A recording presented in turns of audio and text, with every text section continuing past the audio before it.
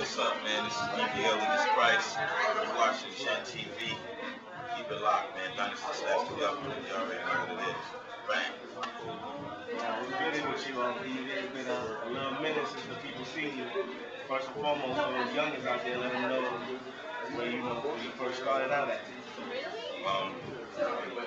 First started with Smooth the Hustler and Trigger the Camera on TV.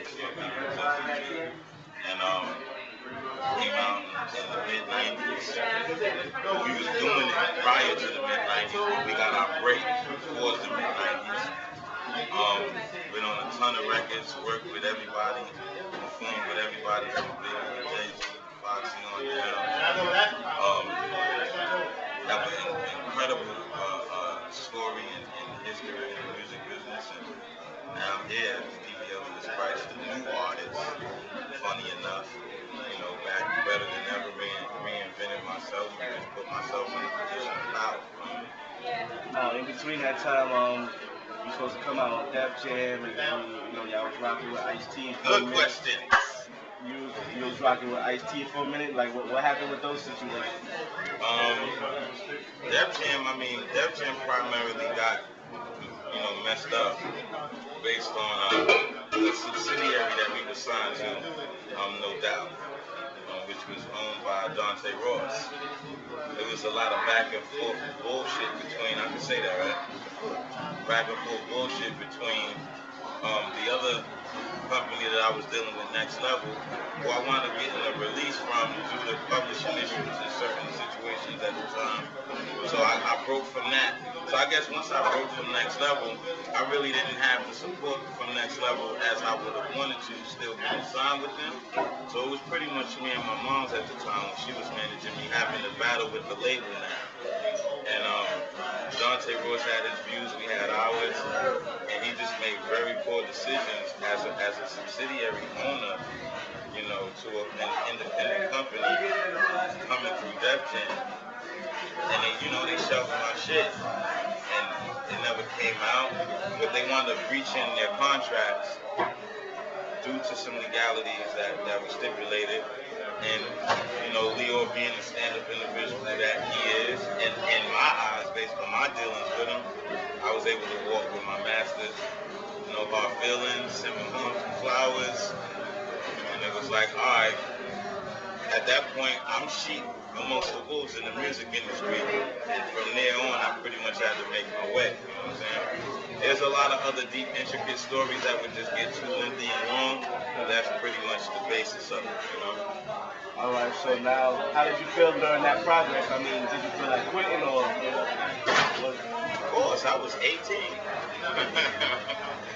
Fuck wouldn't want to quit, going through that. It's embarrassing. The hood was rocking with it. They was expecting D.V.ALIAS Khryst to come out from the success of Smooth the Hustler and then the arrival of Trigger the Camera. People were anticipating to hear the rap singer dude come out with something. And then started getting the comparisons of the Nate Dogs and so on and so forth, who actually started coming out after me. So, yeah, I was hurt. I didn't want to fuck with music no more, but when it's in you, you get drawn back to it. So eventually that became a phase, and I just went right back to the music. I'm glad you mentioned Nate Dogg now. A lot of people credit him with being hard with the hooks. You got people like Max B, people like 50, but you was like one of the first pioneers to really bring that whole style of. How would you describe that style? I want to say sing song, but you might have a better word for it. Music. Melody is king. It's just music. So you hear melody, instead of me going against it, I go with it. And that's the la-di-da. That's the part that everybody waits for. When the beat drops, it's like, oh shit, okay, when you fly high, that's the end-all be-all of the record, the chorus. So I think it just happened organically. That became my niche. Everybody has a niche. That became my niche at that particular point in time on choruses, because I did them well. That was always my strong point. Especially at that time when I was running with Smooth, they were just rappers, and I was nice with rapping, but they were the rappers. And what I brought to the table was being able to make the hardest rap record cross over. I i.e. like, you can't go for that. You was right there? Yeah. Me and my brother actually came up with that chorus the day my son was born. Word. I'm on the train going to Jamaica Hospital, and we on the train bugging out. Can't go for that. Can't go for that. You know what I mean? Okay. And that was the birth of that record, and then the soundtrack came up, and I said, I got a perfect idea. I know the record we should do. But I wanted to use the original All the Notes beat, since we're paying them. They robbed us all the way in. Hell yeah, that's All the Notes. They took 50% of that motherfucker. And we split it 50. We got robbed on that record. I mean, to me, we split 50% amongst 3 people. That's 16.66%. Some shit like that. You do the math. I got a big chunk from the front end of that record, though. Shout out to Mama Khryst. She went up with Polygram and sat there and told me, I won't give me some fucking money. And my son, we ain't rocking. She ain't got me a check for a couple stacks. So, I don't know about everybody else on that record, but I got mine. You know? Up front, fuck it. I'm getting 16.66%, will give me all of that. Right now. And then everything else, if I get $1 in the mail for fucking royalty, it doesn't matter. Now fast forward a couple of years later, let the people know what you got going on right now. Currently out right now is the mixtape entitled KHRSYT Volume 1, hosted by DJ Bookhead. And I got 50 intro in the tape, shout out to 50 OG unit looking. And I got Billy Dance, shout out to P, Murder and Mano, shout out to them.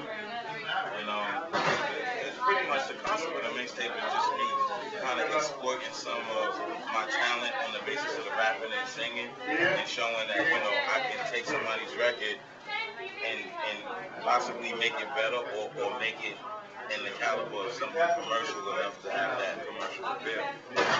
And also to show skill level. And I feel I accomplished that on that mixtape, and I got more to come. I'm not a mixtape artist. Now it's crazy that you said you got Billy on there, because back in the days they used to say that we had beef. There was beef between y'all kids. It was a little bit. I mean, it wasn't no beef that it was gonna pop off, like not like that. Because they know what we do, we knew what they do, so we just kind of like kept it basic and neutral. And I guess, I mean, they were signed to G Unit at the time, I guess still is. And we had a spot in Mirror Image, and they were working in the same vicinity. And we were getting up back and forth seeing each other because they were working on their album.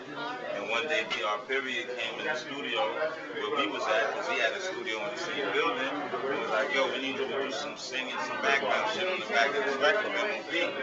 My heart kind of jumped in my stomach, not on no scared shit, but like, damn, this is historical. I would figure this to happen for Smooth faster than it would happen for Khryst. So I went there and did what I had to do. It was always love for me with them anyway, you know what I'm saying? I went there and did my thing, tried to do the jokes. They made me drink. I didn't really drink, everybody knew that. I was in there, we went in and did what we had to do, and I kept saying Billy. And I was like, yo, we gonna do a record. And I brought him in the studio, and I played a couple beats, and of course I went for the hardest shit.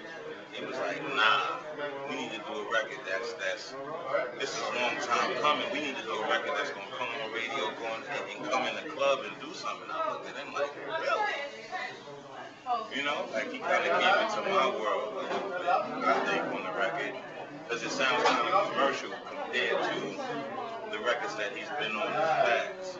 That's pretty much, you know, a little short story of how that record happened, but it's a historical record for two Browns villains to get on the record with the amount of respect that we all have in our hood and in the music business to come together and make an incredible record.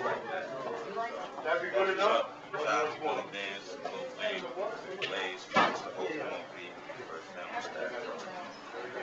Now on the mixtape, what kind of style are you coming on? Are you spitting more, or are you still bringing back that? I'm gonna just do what I feel, man. Like, you mean on the next mixtape or this one now? This one right now. I just did what I wanted. That's what you do.